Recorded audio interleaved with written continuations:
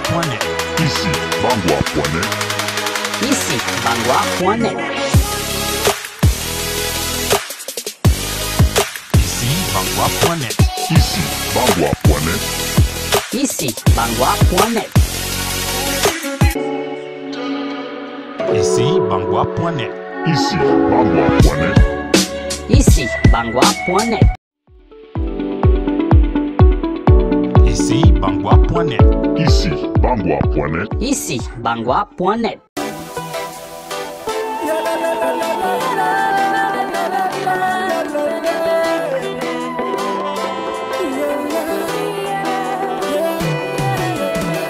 Je te parle de mon beau village qui se lie au clair ruisseau. Encore pas les feuillages, on dirait un nid d'oiseau. J'ai quitté mon beau village pour aller m'installer en ville. J'ai quitté ce beau village pour aller faire le tour du monde. Depuis que je suis ici, on ne m'appelle pas mon éloge. Depuis que je suis ici, on ne me...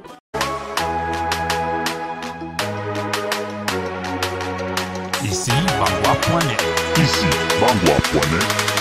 Ici bangwa.net.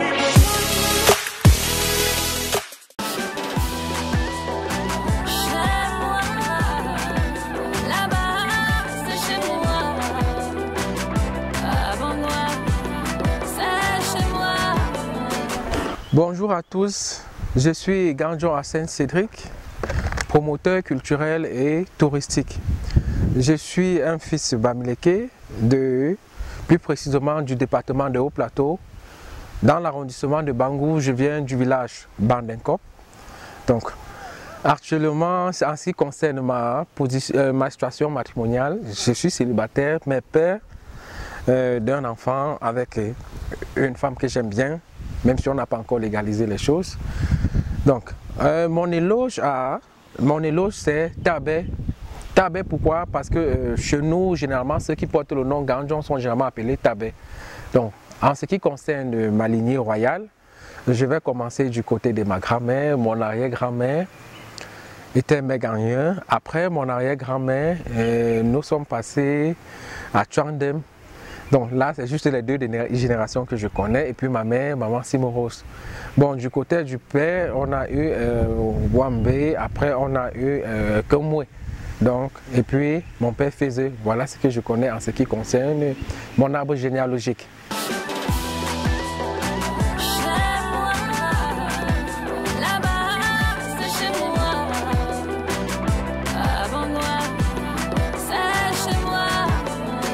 Je suis promoteur culturel et touristique de profession. Donc, la place du promoteur dans un pays, dans une localité, c'est quoi? C'est vendre dans ces destinations, vendre les produits du terroir, vendre les produits de qualité. En tant que médiateur culturel, je suis également rattaché au musée Bangwa, stage octroyé par la route des chefferies dont je joue le rôle de médiateur et conservateur. En ce qui concerne le rôle de médiateur, quand on va parler de médiateur, directement on va voir la médiation culturelle qui s'explique en quelque sorte comme étant la mise en relation entre l'objet et le public.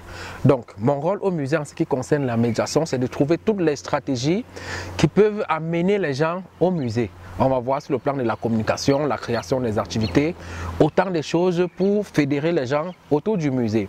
En ce qui concerne mon rôle au musée comme conservateur, je veille à la sauvegarde de cet objet. Donc, qu'est-ce que je fais? S'il y a le matin quand j'arrive, qu'est-ce que je fais? Je commence d'abord par faire le dépoussiérage, j'enlève les poussières sur les objets. Et puis après ça, je dois faire une fiche de constat pour voir peut-être s'il y a des objets qui sont touchés. Et si les objets sont touchés, je dois procéder à la restauration. Donc voilà en quelque sorte ce que je fais. Et je fais ça pourquoi? Parce que j'ai suivi une formation en valorisation du patrimoine culturel et tourisme à l'Université des Montagnes. Donc je fais partie de la deuxième promotion. Donc, cette filière ouvre ses portes il y a aujourd'hui environ 6 ans. Donc, le professeur Tonfou, qui est l'initiateur de cette filière, a pensé que c'était important vraiment de mettre sur pied ce genre de formation pour les jeunes. Parce qu'on a constaté que nos chefferies disposent de beaucoup de choses et qu'on ne parvient pas à les protéger, à les promouvoir et à sauvegarder. Donc à travers cette formation, nous travaillons pour rehausser l'image de notre pays. Nous travaillons donc pour conserver nos objets parce que pour beaucoup, ils pensent qu'il n'y a pas de professionnels formés au Cameroun pour la conservation de ces objets. Donc voilà un élément de ce que j'ai fait au musée.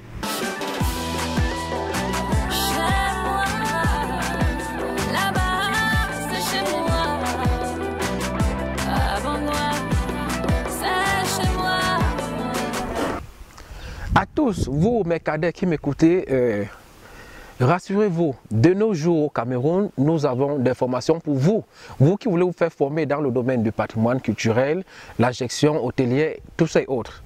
Par exemple, je vais prendre mon cas, je suis un produit de l'Université des Montagnes, formé à l'Institut d'études africaines des sciences sociales et de management, option valorisation du patrimoine culturel et tourisme. Donc à travers cette formation, vous devenez des médiateurs culturels, des conservateurs. Vous allez aussi entendre les gens vont vous dire qu'ils sont, comment le mot m'échappe, vous allez voir des gens qui vont vous dire ils peuvent contribuer à la mise sur place d'un musée. Donc ils sont des muséologues. Donc voilà en quelque sorte. Et aussi pour intégrer ce domaine, je vous rassure, il vous faut avoir le bac. Donc, comme centre de formation, vous avez l'Université des Montagnes à travers la filière valorisation du patrimoine culturel et tourisme à l'Institut d'études africaines. Vous avez l'Institut des Beaux-Arts de Konsamba et vous avez également l'Institut des Beaux-Arts de Fumban. Sans oublier que l'Université de Yaoundé 1 forme aussi des gens dans l'art plastique et autres. Donc voilà autant de formations. Ce sont des filières porteuses. Donc ne vous découragez pas, l'Afrique et tout particulièrement le Cameroun dispose de beaucoup de ressources. Donc à travers l'auto-emploi, nous pouvons gagner facilement notre vie. Donc voilà un exemple que je pouvais citer pour mes cadets là qui ont eu leur bac cette année. J'allais oublier un autre pan. Vous avez aussi un autre pan qui est le tourisme. Il y a plusieurs écoles qui forment dans le tourisme au Cameroun. Vous avez toujours l'Université des Montagnes puisque c'est une formation à double compétence, tourisme et patrimoine culturel. Vous allez aussi avoir l'Université de Yaoundé 1, donc on forme également là-bas en tourisme. Là c'est pour ce que je sais. Donc, venez, les portes vous sont ouvertes, le monde professionnel vous attend.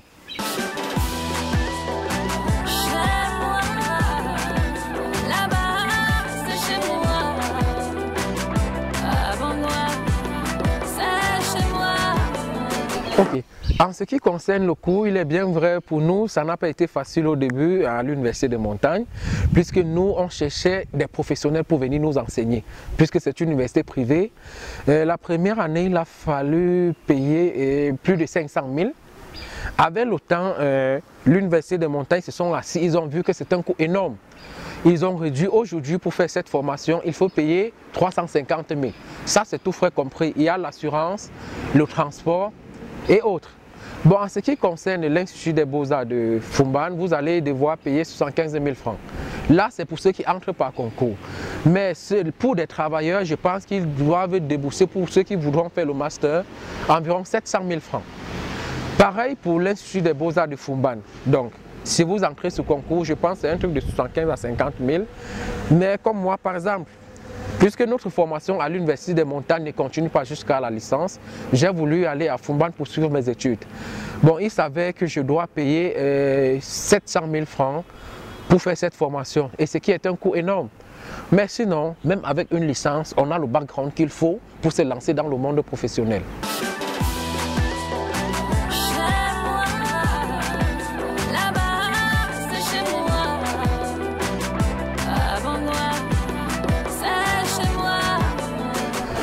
Une fois que vous allez être formé dans le domaine de la gestion du patrimoine, valorisation du patrimoine culturel et aussi le tourisme, vous allez être confronté à plusieurs difficultés. 1. L'intégration.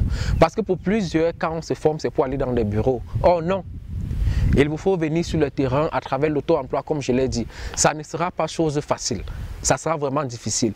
Pour moi, par exemple, avant d'intégrer le musée des Bangwa qui m'accueille aujourd'hui, donc je suis fier d'être chez moi, ça n'a pas été facile. Il a fallu d'abord errer un peu partout, travailler un peu partout pour pouvoir trouver des palliatifs pour joindre les deux bouts. Et aussi, vous avez la possibilité d'organiser vous-même vos propres excursions, tous et autres. Mais chose qui ne sera pas facile parce que quand vous allez sortir de l'école, vous n'allez pas avoir un carnet d'adresses qui est fourni. Donc il va falloir que vous soyez sur le terrain. Voilà autant de difficultés que vous allez rencontrer étant sur le terrain. Donc voilà.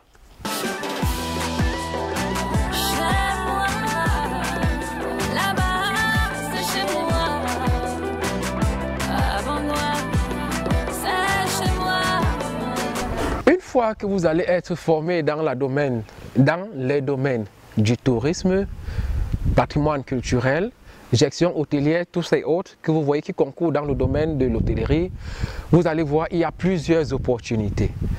Au Cameroun, nous avons combien d'hôtels? Au Cameroun, nous avons combien de régions? Dans ces régions, nous avons les départements. Dans ces départements, nous avons des arrondissements. Dans ces arrondissements, nous avons des villages. Dans ces villages, nous avons tellement de sites touristiques, tellement de potentialités. Pour quelqu'un qui se forme dans ces domaines, après la formation, ne trouve pas l'emploi. Vraiment, ça c'est un paresseux. Il y a autant d'ouvertures. Et aujourd'hui, vous allez voir plusieurs chefferies se battre et créent même des musées. On va voir par exemple la route des chefferies qui est aujourd'hui une ONG, je dirais internationale, a un réseau de 13 musées. Cette ONG a aujourd'hui, pendant les vacances, depuis l'année 2021, a essayé et qui se bat de donner de l'emploi aux jeunes. Aujourd'hui, on va compter plus de 500 jeunes employés par la route des chefferies. On va voir plusieurs formations et actuellement, on va voir que la route des chefferies crée un centre de formation pour ceux-là qui n'ont pas pu aller à l'école. Donc, comme des opportunités, il y en a assez, énormes. Il y a tellement de sites touristiques. Rapprochez-vous de ceux qui se sont fait former, même si vous n'êtes pas formé. Demandez-leur des conseils. Travaillez en collaboration avec eux. Ils vont vous ouvrir des portes. Et sans oublier, il y a des ONG qui œuvrent de nos jours dans le domaine de la culture, dans le domaine du patrimoine. Donc on va voir que c'est tellement vague. Quand on parle peut-être des ONG, on va voir aussi des centres culturels. Donc voilà ces gens qui vont vous dénicher des emplois. Donc pas besoin de trop vous casser la tête quand vous formez dans ce domaine. Soyez créatifs.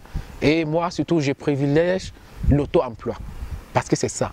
Quand vous créez, c'est super, c'est magnifique. Les gens sont là pour les innovations. Donc, celui qui se fait former dans le domaine du patrimoine ou du tourisme ne perd pas son temps.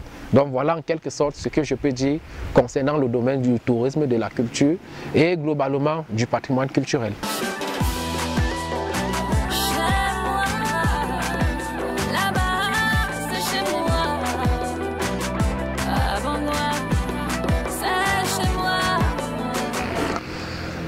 Je vais vous souhaiter la bienvenue au musée des Bangois. Je suis Danjon Hassan Cédric, le responsable du musée des Bangois depuis 1 an et demi.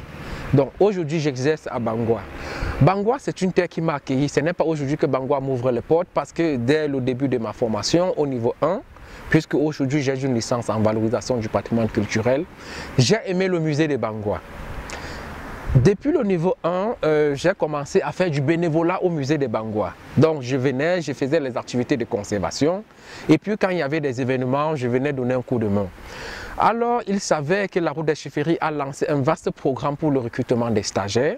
J'ai été donc retenu parmi ces stagiaires parce que je travaillais déjà pour le musée. Et puis, je mettais mes compétences en œuvre gratuitement. Donc, c'est grâce à ça que je me retrouve aujourd'hui au musée des Bangois. À tous, vous qui m'écoutez, le musée des Bangois a beaucoup de particularités. Et je dirais même, Bangoua peut être considéré en quelque sorte comme le Eldorado de l'Ouest. Parce qu'à Bangoua, vous avez tout comme vous l'aurez ailleurs. Déjà, la position du musée, à l'Arcelou, national numéro 4. Déjà, le thème du musée qui est frappant. Là, la chasse et la tradition. Quand on parle de la chasse, beaucoup ne vont pas comprendre. Pourquoi? Parce que la chasse est l'élément nourricier de la société bamileke. Auparavant, il est bien vrai que cette pratique a disparu, mais c'est la chasse qui était l'élément nourricier dans la société bamileke. Maintenant, on va parler de la tradition. Vous savez, ce que nous faisons, ou bien ce qui nous rend authentiques de nos jours, c'est cette tradition. C'est ça qui fait notre particularité. Et c'est aussi ça l'élément qui nous unit. Donc, il ne faut pas oublier. Maintenant, on va entrer dans le domaine de l'art. Bangoua, depuis fort longtemps, dispose des sculpteurs, des gens qui font dans l'art, la peinture, tout ça. Donc, à travers cette connaissance, à travers donc cette population diversifiée, Les chefs qui sont passés avant Fojampo ont pensé que ces sculpteurs, ces artistes devaient mettre en œuvre leurs connaissances. C'est donc par là qu'ils ont commencé à sculpter des objets. Quand je parle de la sculpture, on ne va pas juste se limiter aux artistes bangois, parce qu'on va rentrer dans le passé, on va voir la période de Fowaton. Fowaton, lui qui était un amoureux de l'art, lui il a commencé à faire sculpter des objets, donc ça faisait d'abord partie de la collection de la chefferie. Et on va rappeler que ces artistes ne venaient pas seulement de Bangoua. Ils ont fait sculpter des objets. Fowaton a donc compris que c'était nécessaire. Et même avant lui, on va rentrer à Fochatchouang. Fochatchouang qui lui aussi a fait que les gens sculptent beaucoup d'objets pour Bangoua. C'est après ça donc, ayant l'amour pour l'art et la culture, on a commencé à sculpter des objets, on a déposé à la chefferie. Après un bref séjour, on a déposé ces objets à la galerie du musée qui est devant la chefferie. Après ça, avec l'apport de la route des chefferies et de la communauté, Sa Majesté Djampo, qui est aujourd'hui 22e roi du groupement, a pensé qu'il fallait ouvrir, étendre les portes, donc ouvrir plus les portes, et on a mis sur pied le concept route des chefferies. Il a intégré le programme route des chefferies. On a mis sur pied le musée que vous voyez juste derrière nous, qui porte sur le thème art, chasse et tradition. Donc ce musée a été inauguré depuis 2013. Donc déjà même le thème est frappant. Et à l'intérieur du musée, vous avez les guides qu'il vous faut. Généralement, comme je vous l'ai dit, le musée n'est pas un élément concentré, le musée est ouvert. Les médiateurs ici viennent de partout. Il suffit que quelqu'un connaisse un point sur le musée, il va venir présenter son visiteur. Donc voilà autant d'éléments qu'on peut faire au niveau du musée. Donc vous avez un médiateur de qualité, vous avez aussi une médiatrice. Quand je parle de médiateur qualifié, ça veut dire que c'est quelqu'un formé dans la transmission. Parce qu'il ne suffit pas d'être dans un musée pour dire que vous êtes formé. Donc il y a beaucoup d'éléments qu'il faut rassembler pour dire que le musée des Bangoua est un point phare, un point stratégique, qu'il faut que vous qui m'écoutez, vous venez visiter afin d'enrichir votre connaissance. Donc voilà autant de choses qu'on peut présenter. Un autre élément que j'allais oublier, Bangoua déjà sur le plan touristique est le deuxième village le plus vieux dans le département du Ndé. Parce qu'après Baor vient Bangoua. Bangoua qui fut fondé en 1440 par un chasseur. Et même déjà l'histoire de la fondation de Bangoua est un élément spécifique qui doit attirer votre attention pour venir visiter le musée. Imaginez-vous deux jumeaux, à cause des querelles de succession, puisqu'ils venaient de bandes de femmes, ils vont être obligés de se séparer. Pendant que l'un, le frère jumeau de Djamenye, va rester à Bangoua, donc de nom le Kemenye, fonder le groupement Bangoua. Son frère jumeau Djamenye, lui, va concourir tout le département du Dé, mais il va se lancer ailleurs, aller dans le département du Haut-Kam, plus précisément à Bafang, fonder le groupement Bapointou. Vous voyez qu'à travers cette historique, les gens seront curieux de venir voir. Et même sans oublier un autre élément phare que je vais vous présenter, j'étais à Baloum, qui est dans le département de la Ménois, en visite. Et je suis tombé sur le chef. Rassurez-vous, le chef Baloum, il vient de Bangoua. Et même l'histoire du festival du Makabo avec Fono Choutou qui fonde donc le festival Makabo, c'était dans les années 1900. À cause de la pénétration des colons à Bangoua, qui a été obligé de se déporter à la chefferie Photo. Donc, une fois à Photo, ça c'est pour vous parler de l'histoire du festival Makabo, qui est un élément phare qui va attirer votre attention au musée. Il va donc aller se réfugier à Tchang. En quelque sorte, il était en exil à la chefferie Photo.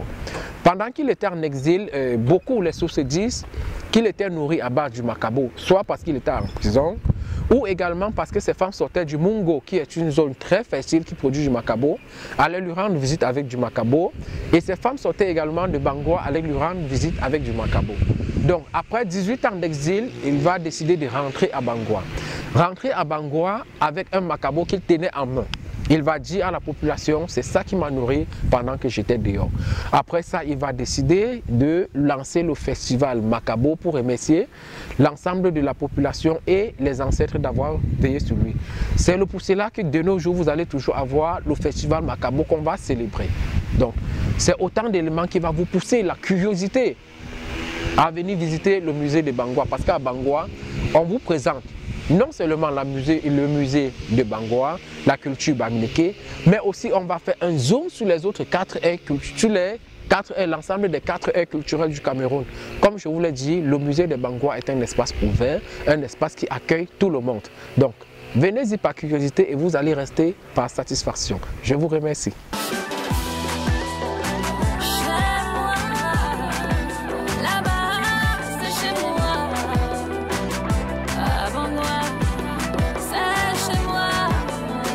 Une fois que vous allez venir à Bangoua pour visiter notre musée, rassurez-vous, c'est tout un package qu'on met à votre disposition. Bangoua, site touristique. Bangoua, lieu de mémoire. Pourquoi? Parce qu'à Bangoua, il y a tellement de choses. On va commencer même d'abord par le marché de Kamna, qui était le lieu où auparavant on vendait les esclaves. Donc voilà un élément qui peut vous attirer à Bangoua, que vous pouvez ajouter à votre visite. Associé à ça, vous avez la chute de Charanjoué. La chute de Charanjoué qui est située dans le village Baloué, puisque de nos jours, avec le processus de la décentralisation lancé en 2019, on se retrouve dans le processus de groupement. Dans le groupement, il y a des villages.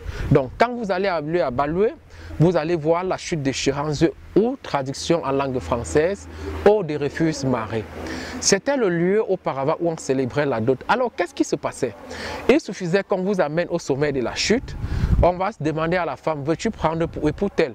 Si madame dit non, rassurez-vous, il y a quelque chose qui va se passer. Mais pour avoir la suite de l'histoire, venez à la chute. Associé à ça, vous avez le rocher à Corbeau. Le rocher à Corbeau, encore appelé Woubela, qui est le lieu où auparavant les hommes dédoublés se rencontraient pour prendre des décisions importantes sur le village. Quand je parle du rocher à Corbeau, je parle d'un espace de plus de 3 hectares de pieds. Imaginez-vous, juste des pieds. Marcher pieds nus, il y a de l'eau pour tremper les pieds, tout ça. Vraiment, c'est magnifique. La nature, il y a des gens qui viennent souvent la camper. En dehors de ça, vous avez la grotte à hyènes. La grotte à hyènes, pourquoi? C'est un espace qui auparavant regroupait des hyènes dans le groupement. Donc à travers cette grotte, vous pouvez faire des cascades. Associé à ça, vous avez la chute de Taveux. La chute de Taveux qui est le lieu auparavant qui permettait des lieux de jugement. Donc c'était là-bas qu'on faisait le cadi. Donc à ça également, nous pouvons ajouter la grotte à 9 chambres, qui est située à Veux. Donc, quand je parle de la grotte à 9 chambres, c'est un espace très spécifique, un espace très reconnu, parce que généralement, beaucoup le disent que pour aller là-bas, il faut la présence de Sa Majesté pour vous ouvrir les portes. Mais rassurez-vous, même si Sa Majesté n'est pas là, il va déléguer quelqu'un, parce que c'est ça notre tradition. Nous sommes passés à l'ère de la transmission, on n'est pas passé, nous ne sommes plus à l'ère de la conservation. Associé à ça, vous avez notre chefferie. Donc nous avons pour roi aujourd'hui Sa Majesté Djampour. La chefferie Bangoua, bien qu'il y a beaucoup de modernisation, il y a beaucoup de particularités que vous allez voir. Donc venez à Bangoua, venez apprendre l'histoire. Il y a des sites, il y a tous ces éléments qui vont vous accompagner. J'allais oublier un élément phare de votre visite à Bangoua. La rivière Bomboni. Vous savez, de nos jours, beaucoup vont créer des piscines modernes. Mais rassurez-vous, la rivière Bomboni, c'est une piscine traditionnelle. Il y a des pierres qui ont encerclé un espace de presque 5 mètres carrés. Vous venez pendant que vous êtes en train de vous baigner, vous êtes en train de nager. La profondeur n'est pas grande. Que vous soyez grande ou petite, vous avez la possibilité de nager dans cette rivière. Donc pendant que vous serez en train de vous baigner dans de l'eau naturelle, il y aura l'eau qui va emporter tous les résidus. Donc en quelque sorte, je dirais que ce n'est pas de l'eau polluée que vous allez aller tout le temps dans les piscines. Non, il n'y a pas de risque de maladie, pas de risque de contamination, parce que l'eau circule permanemment. Donc voilà aussi un élément phare que vous pouvez avoir à Bangoua. Ah, j'allais oublier un autre point important, le site écologique de Baloué. Vous savez, de nos jours, Sa Majesté Djampour, qui est roi actuel de Bangoua, a pensé que Bangoua devait développer beaucoup d'autres pans. Raison pour laquelle il a lancé depuis quelques années la construction d'un site écologique à Baloué. C'est un espace qui va vous accueillir, vous et vos enfants. Pourquoi? Parce qu'on a pensé aux colonies de vacances. On a pensé aux personnes qui ne veulent pas s'ennuyer. Parce que quand je parle de collines écologiques, c'est un espace retiré des bruits, de tous les mouvements, dont vous pouvez facilement vous épanouir. Donc, d'ici quelques années, on va vous inviter de venir voir les merveilles que Sa Majesté a mis sous pied. Donc, voilà autant d'éléments sur le plan touristique que vous pouvez visiter à Bangoua.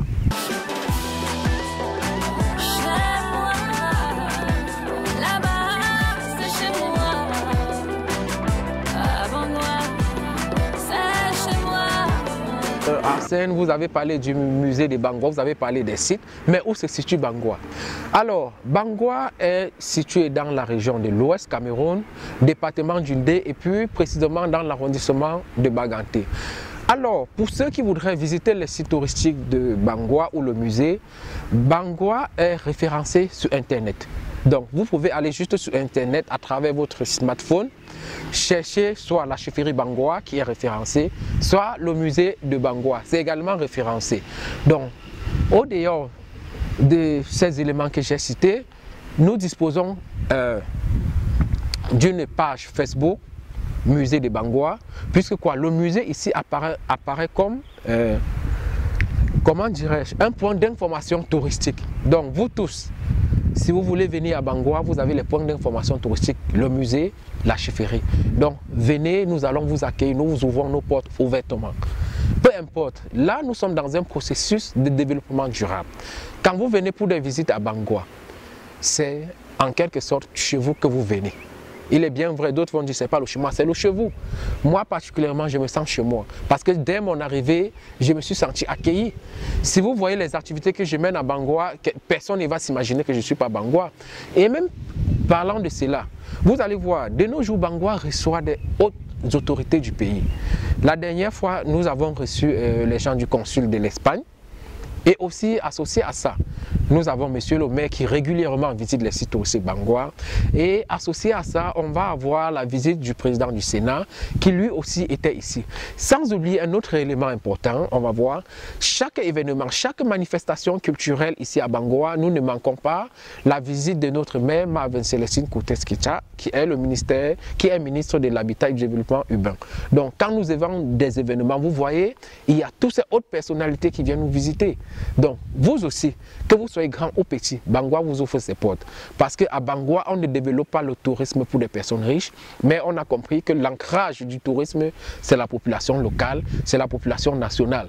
Donc, vous, venez consommer vos ressources touristiques. Nous sommes à votre disposition.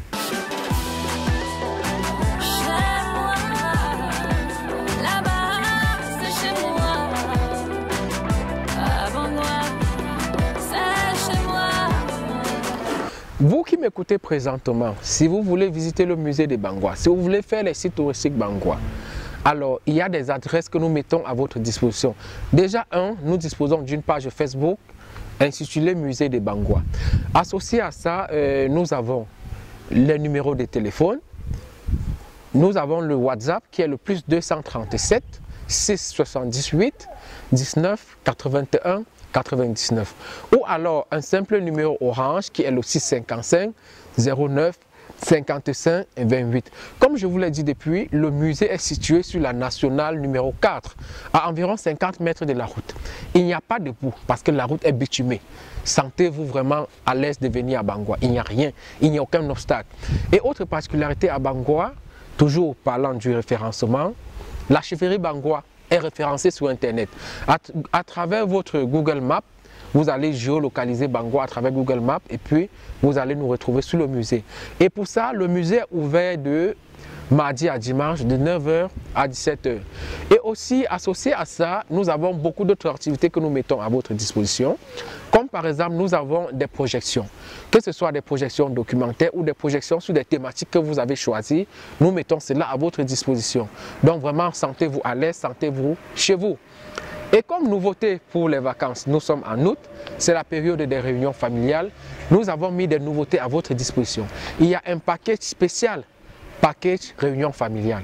Comme je vous l'ai dit, nous sommes là pour vous accompagner.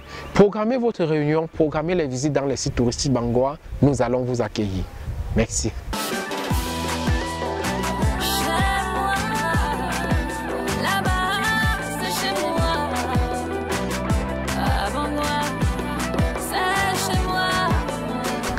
Quand j'arrive à Bangoua pour ma première fois, ce qui attire mon attention, c'est le festival Makabo. Makabo qui est une plante à tubercules et le festival qui est célébré après un an, donc l'année qui suit le CAC.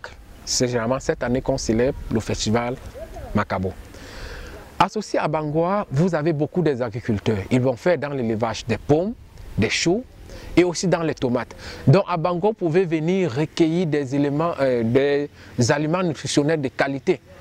Il est bien vrai, il y a des gens qui utilisent des produits chimiques, mais il y a beaucoup d'autres qui font dans le bio. Et aussi à Bangoua, je vais vous parler d'un élément qui va vous surprendre, le pépé. Je ne sais pas si vous savez que ça sort à Bangoua, oui. Le pépé à Bangoua, vous avez ça en quantité. Vous voulez faire de la bonne nourriture traditionnelle appelée le taro. Cette soupe, yellow soup avec la sauce jaune, venez à Bangoua. Vous allez avoir du pépé en qualité. Il y a aussi un autre élément ici à Bangoua appelé les oreilles de la souris. C'est un truc qui est utilisé pour préparer le cuit.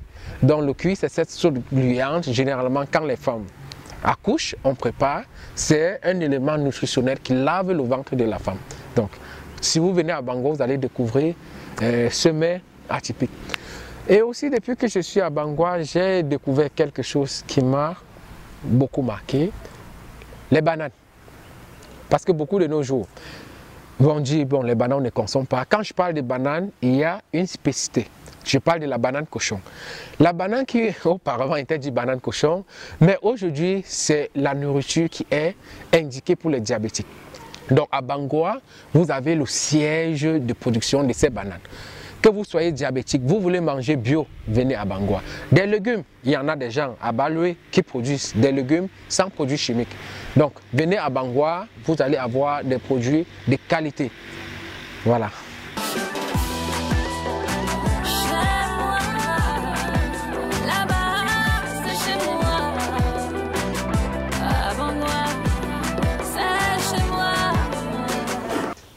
Cette fois-ci, nous allons parler d'un élément qui entre dans notre culture. Nous faisons parfois, mais sans connaître pourquoi nous faisons, on va parler des lieux sacrés.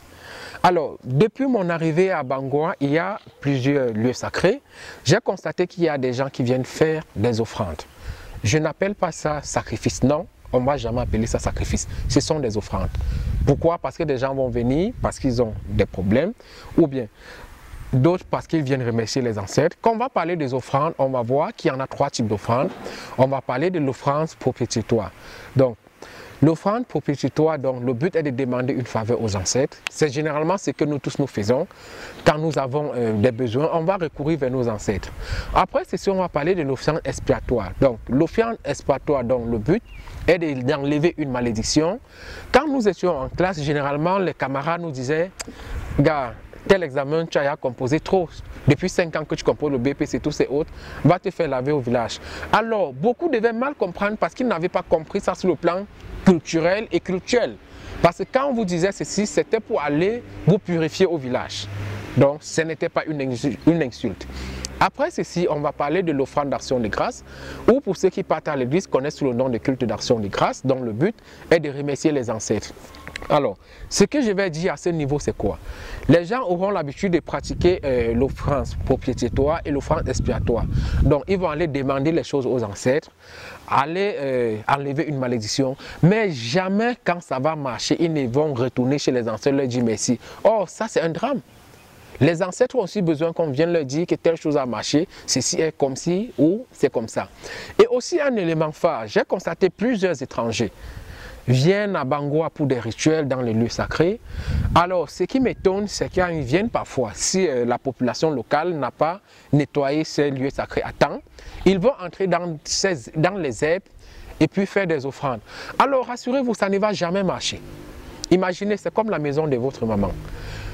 Votre maman qui vit, vous allez arriver au village, ne pas aider peut-être la maman à nettoyer sa concession, et puis, en rentrant, vous allez lui demander, maman, bénis-moi. Or, vous avez vu les difficultés dans lesquelles elle vit. Mais, d'après vous, est-ce que la maman va vous bénir? Je dis non. Ce que vous allez faire, c'est quoi? Vous allez considérer nos morts, qui sont les ancêtres, qui intercèdent pour nous, auprès de Dieu, comme ils sont toujours en vie. Puisque chez nous, on va même d'ailleurs dire, les morts ne sont pas morts, ils sont dans l'eau qui coule, ils sont dans les arbres qui fleurissent. Ça, je l'ai retenu depuis l'école primaire, parce que c'était dans nos livres. Donc, voilà autant de choses. Donc, si vous, puisque je vois beaucoup sont des gens qui viennent de l'extérieur, de la diaspora, vous arrivez ici, vous entrez dans les herbes, vous faites vos offrandes, après vous partez. Après certaines années, vous allez venir dire, ça n'a pas marché. Ça n'a pas marché parce que vous n'êtes pas entré en communication avec vos ancêtres. Qu'est-ce qui se passe? Vous-même, vous pouvez venir. Forcément, il y a les marabouts, les gankans, les kamsi qui vous accompagnent. Vous-même, vous pouvez aller vers ces lieux sacrés indiqués. nettoyez même juste le lieu sacré. Tout comme vous pouvez aller dans votre concession, nettoyez votre concession, parlez, dites ce que vous avez à dire. Mais rassurez-vous, dites jamais rien de mal, sinon ça ne va jamais marcher. Parce que nos ancêtres, puisque ce n'est pas d'abord tous les morts qui sont des ancêtres, parce qu'il y a une critériologie qu'il faut remplir pour accéder au grade des ancêtres. Comme par exemple, 1, il faut être mort à l'âge adulte. 2, il ne faut pas être banni du village. Parce qu'on a la possibilité de vous chasser du village, c'est-à-dire parce que vous avez un mauvais esprit qui nuit au village, ou alors vous avez commis un délit grave et que vous avez nié. Troisième élément, ne pas être mort par accident, parce que chez nous les Bamileke, on sait que la mort par accident n'est pas une mort naturelle. Généralement, vous allez voir des gens qui vont faire l'accident, le pied va se couper, ils ne vont pas mourir. Vous allez entendre c'est tel qui a, c'est tel qui a. Voilà autant d'éléments. Et il y a un troisième élément que j'allais oublier. L'élément phare qui est copié par la Bible, avoir vécu une vie honorable. Vous qui partez à l'église, vous appelez ces gens des saints. Nos ancêtres sont des saints. Moi particulièrement, je ne vais pas à l'église. Non. Je pratique le culte des ancêtres. Ça marche parce que je crois. Vous aussi, ce n'est pas parce qu'on vous a demandé de venir au village faire des offrandes que vous allez courir. Non, ça ne va jamais marcher. Venez parce que vous avez foi. Si vous avez foi, ça va marcher. Donc c'est ce que j'avais à vous dire. Et aussi, j'ajoute un autre élément phare. Moi particulièrement, à tout moment, je suis au village. Il y a la maison de ma maman, je vais aller nettoyer, il y a sa tombe, je vais aller nettoyer. Je vais allumer le feu dans notre concession familiale. Il est bien vrai, je ne suis pas successeur. Oui, c'est ce que beaucoup confondent. Vous aussi, vous avez le pouvoir de faire cela. Mais il y a des choses que vous êtes obligé de passer par le successeur. Voilà autant d'éléments que vous devez faire si vous voulez être vraiment en phase avec vos ancêtres. Ainsi, j'en ai terminé. Que ceux qui ont des oreilles entendent, mais que ceux qui veulent mettre en pratique viennent le faire. Et vous qui êtes loin, comment communiquer avec vos ancêtres? Quand vous allez revenir au pays, c'est très simple. Prenez juste un élément qui appartient à vos ancêtres. Comme je l'ai dit, tous les morts ne sont pas des ancêtres. Il y a une critériologie que j'ai énumérée. Prenez un élément qui appartient à votre ancêtre, dites ce que vous avez à dire. Moi particulièrement, j'ai un chapeau qui appartient à ma maman. Tous mes voyages que je fais, je pars avec ce chapeau. C'est un élément protecteur. Et aussi vous avez les jujubes, l'arbre d'épée. Voilà les éléments qui vous protègent. Donc, n'oubliez pas, pensez à ces choses. Merci.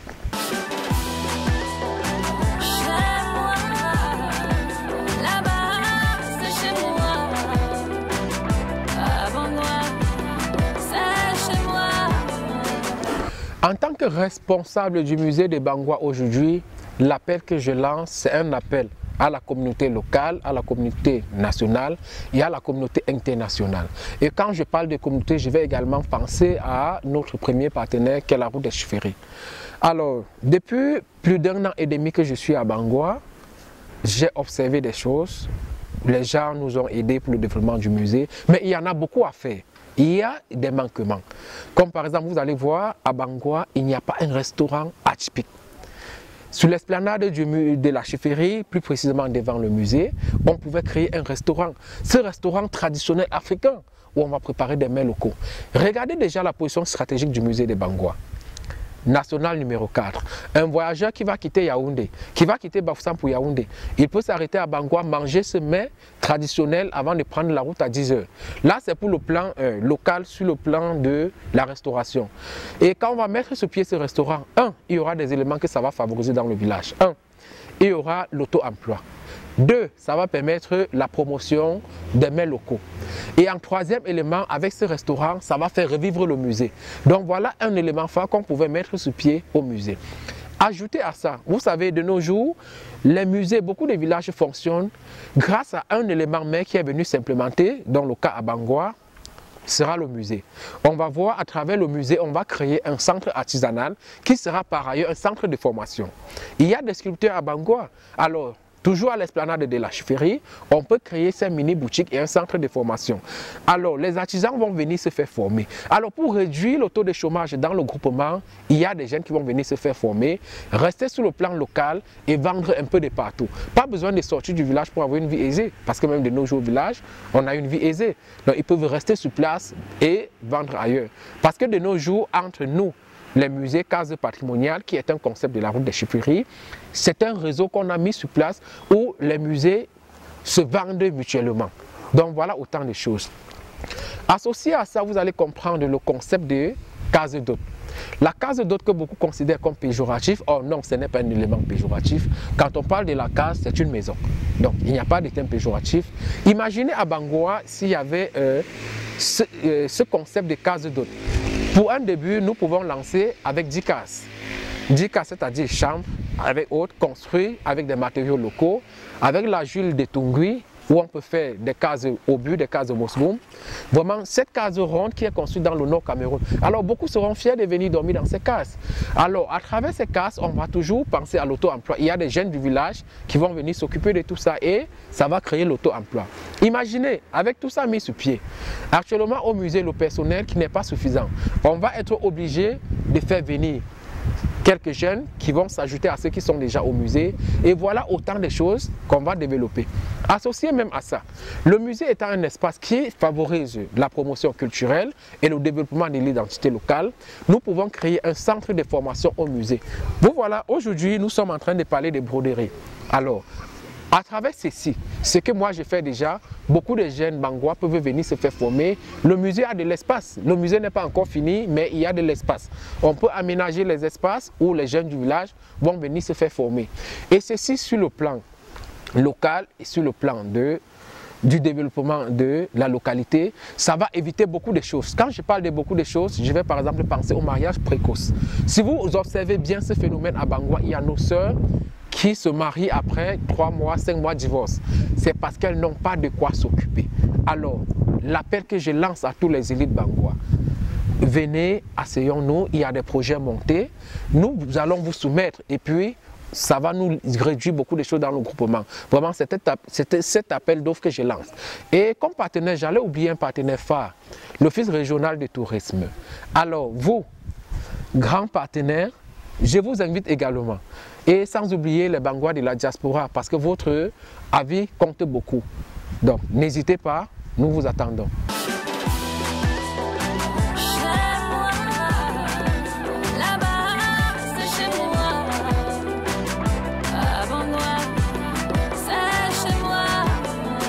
Comme plat préféré, moi j'aime le coquille. Le coquille, pourquoi? Parce que depuis étant tout petit, ma défunte maman Simoros, qu'elle est au-delà, elle est avec les ancêtres, elle m'écoute, avait l'habitude de préparer. Aujourd'hui, elle n'est plus, mais ce plat de coquille reste mon plat préféré. À ça, j'ajoute aussi le foufou sauce pistache, parce que j'aime bien. Même s'il n'y a pas la viande, s'il y a des boules de pistache, vraiment c'est un élément phare. Et aussi, je me suis aventuré et je me suis retrouvé à Bouddha. Plus précisément à Babadjou, dont j'ai trouvé une charmante demoiselle, Anne-Charlie Kienge, qui s'est fait un bon tarot. Donc, je pense que je suis en train de migrer vers le tarot. Certains vont me demander pourquoi, mais quand tu aimes quelqu'un, tu l'épouses avec tout ce qu'elle a. Donc, je suis en train de migrer vers le tarot parce que j'ai une charmante demoiselle Bouddha, Anne-Charlie, qui ne cesse de, je ne sais pas, de me séduire avec ce tarot chaque jour que Dieu a créé. Donc, je lui dis merci.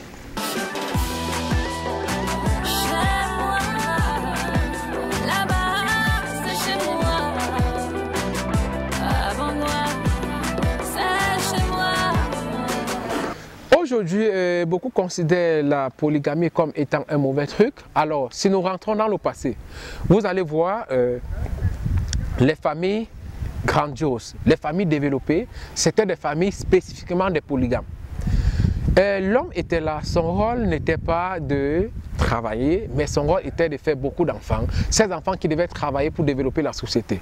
Donc, beaucoup trouvent ça aujourd'hui comme négatif. Pourquoi? À cause des religions qu'on a importées. La Bible va venir nous parler de la polygamie. Or, en quelque sorte, si on analyse l'inverse, la polygamie ne serait pas un atout. Regardez dans le passé, les familles développées, les familles qui sont bien, le terme qu'on a l'habitude d'utiliser chez nous, ceux qui sont vraiment assez, le terme localement utilisé, sont des foyers polygames. Vous allez voir, de nos jours, l'acquisition des terres est un problème.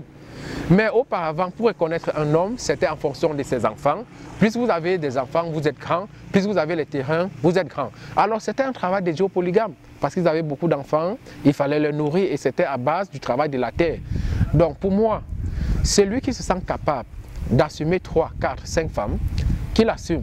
Mais ce n'est pas un truc négatif aussi en tant que tel. Il est bien vrai, il y a ce côté négatif parce que de nos jours, on va voir qu'il y a cette hypocrisie, la jalousie entre les femmes, entre les enfants. Et ça arrive même parfois que beaucoup vont tuer d'autres. Mais il y a des familles qui vivent bien. Moi, par exemple, ma première année à Yaoundé, je suis allé dans une famille ou bien dans un foyer polygamique. Qu'est-ce que l'homme avait fait? Il avait divisé le repas, la ration alimentaire en 2 semaines. En un mois, chaque femme préparait 2 semaines. Cette femme qui préparait 2 semaines nourrissait l'ensemble des femmes de la concession. Il n'y avait pas de problème. Aujourd'hui, l'homme n'est plus et c'est toujours l'harmonie dans cette famille. Donc, pour vous, si vous vous sentez capable d'avoir plusieurs femmes, allez-y. Bon, moi aussi, j'y pensais. Donc, je ne vous induis pas en erreur, bien sûr.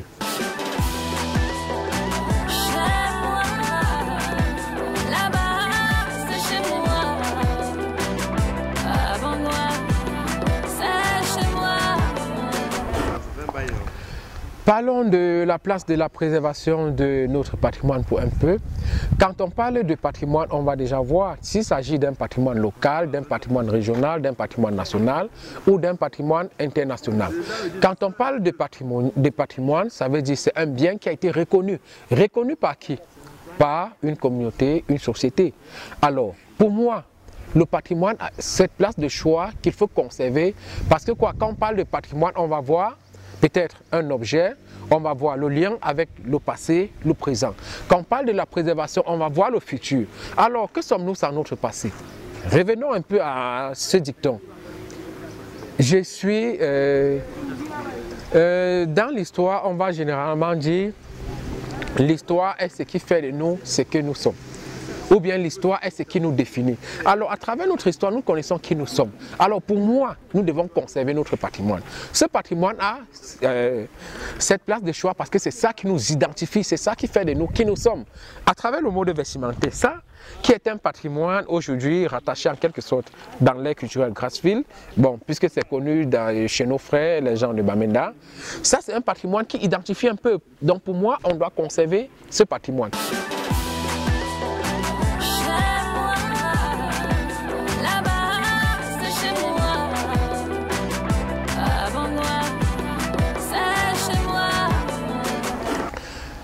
Alors, nous voici aujourd'hui entrés dans une autre phase de la présentation. Donc, aujourd'hui, je vais parler du togu. Le togu qui est une tenue spécifique au nord-ouest Cameroun et qui vient du Nigeria et aussi nos chefs du sud-ouest le portent également. Alors, comment est-ce que je fais pour me lancer dans la broderie? Vous savez, tout est stratégique.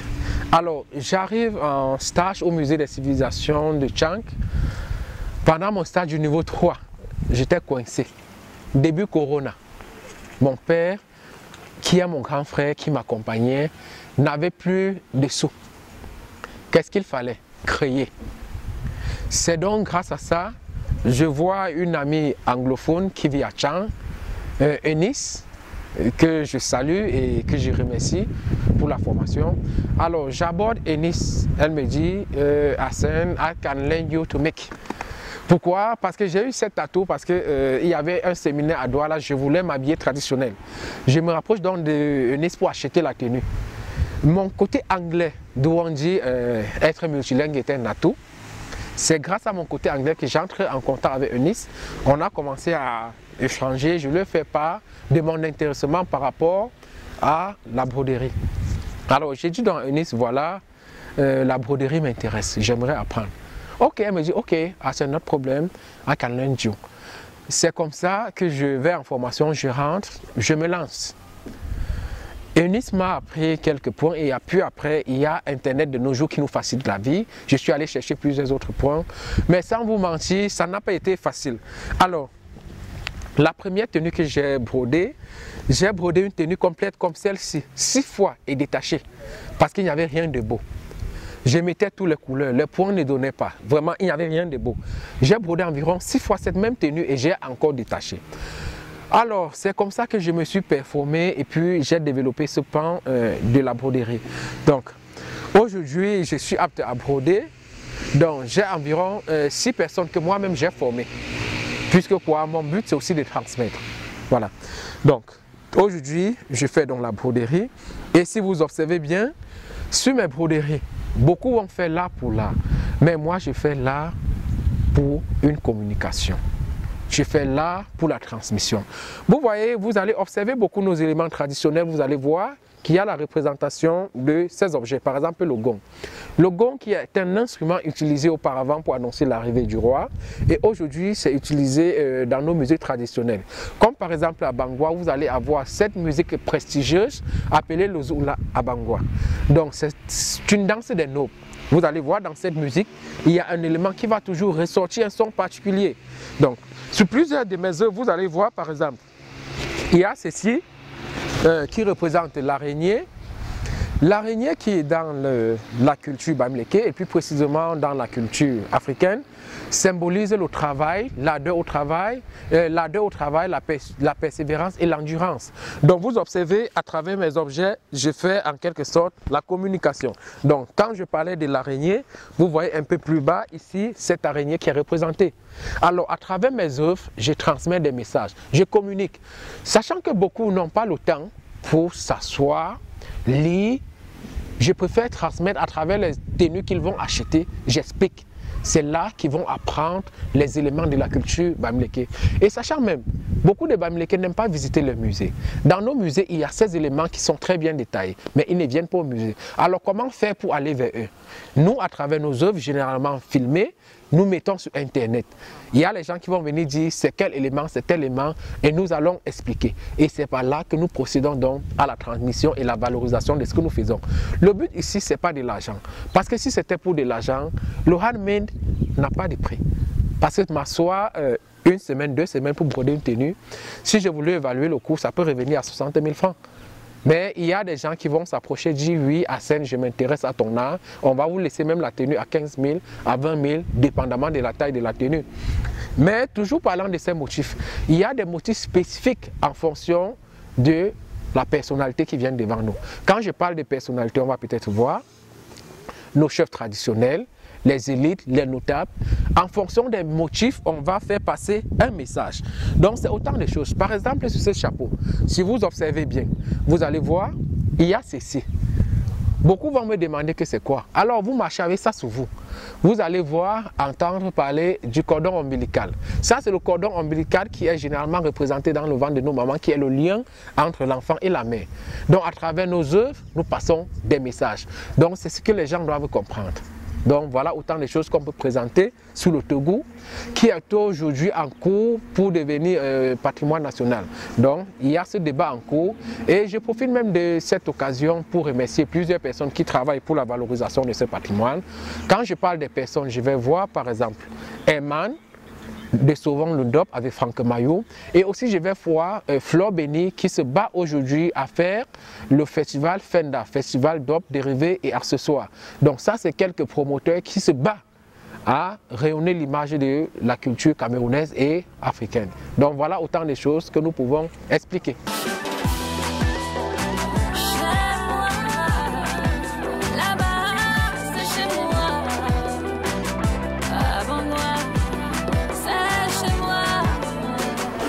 Aujourd'hui, en face de la caméra de Ici Bangwa, en train de m'interviewer, j'ai observé, il a fait tout le tour du groupement. Hormis du groupement Bangwa, il est allé à Baganté, un peu de partout, puisque Ici Bangwa, il est bien vrai, c'est un concept mis sous pied avec un nom d'une localité, mais ça ne travaille pas uniquement dans Bangwa. C'est un truc national et international. Donc, raison pour laquelle vous qui m'écoutez à travers Ici Bangwa, je transmets mes félicitations à cette idée fédératrice qui a pensé qu'il fallait promouvoir nos localités, nos connaissances, nos savoirs. Donc vraiment à vous qui m'interviewez là actuellement, je vous dis merci. Et pensant à ça, je vais transmettre mes vives salutations au griot de Bangwa. J'espère qu'il va revoir cette vidéo et qu'il va partager. Donc vous aussi, quand vous allez voir cette vidéo, n'hésitez pas à partager, commenter, liker. Je vous remercie.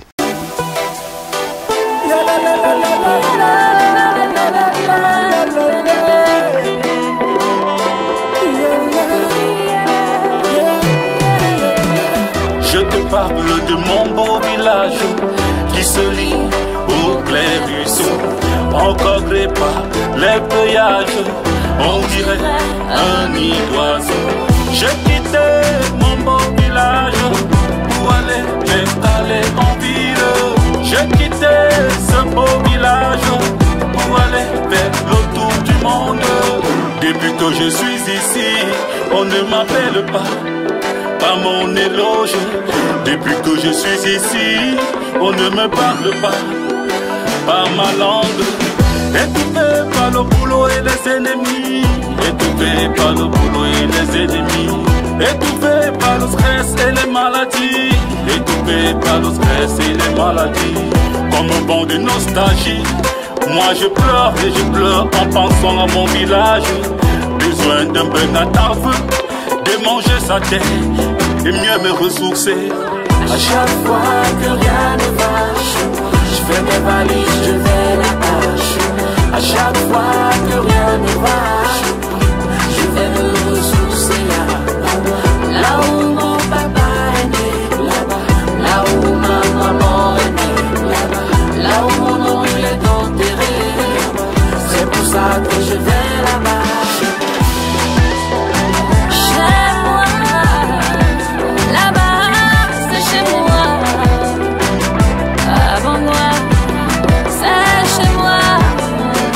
J'ai quitté mon beau village pour visiter d'autres nuages. Derrière moi j'ai laissé des vieux sages assis sous l'arbre à palabres. Ils étaient réunis en conclave pour l'évolution du village. L'odeur de sa terre me manque et la fraîcheur de ses sources. Comme une forme de magnétisme, quand je suis loin de toi. L'envie d'y retourner me hante, j'ai envie de te revoir. Bangwa, j'ai envie de te revoir. À chaque fois que rien ne va, je fais mes valises, je vais là-bas. À chaque fois que rien ne va, je vais me ressourcer là où mon papa est né, là où ma maman est née, là où mon oncle est enterré. C'est pour ça que je vais là-bas. Toi qui m'écoutes de la diaspora, quand tu veux, quand tu peux, rentre au village.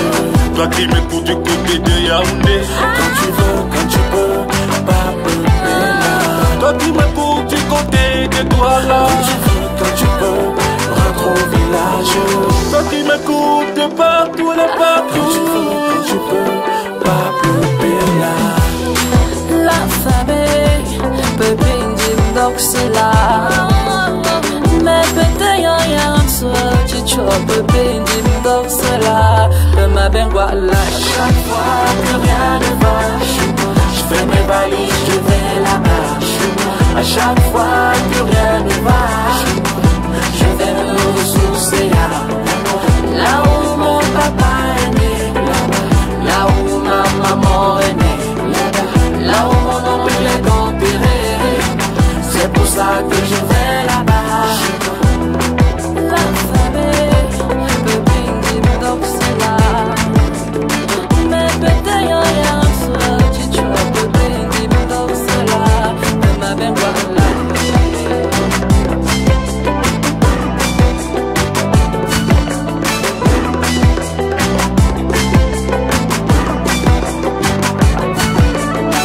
Ici Bangwa.net, WebDev Foundation, l'ONG Abaka, Wenboxa, Tierno Godet, le villageois philanthrope. Tu vis au bout du monde, mais en réalité tu n'es jamais parti. Merci pour tout ce que tu fais pour le village. Nkap Wembok Bengwok, Papa Njanja, la légende du théâtre, le grand Daïsatou Abba.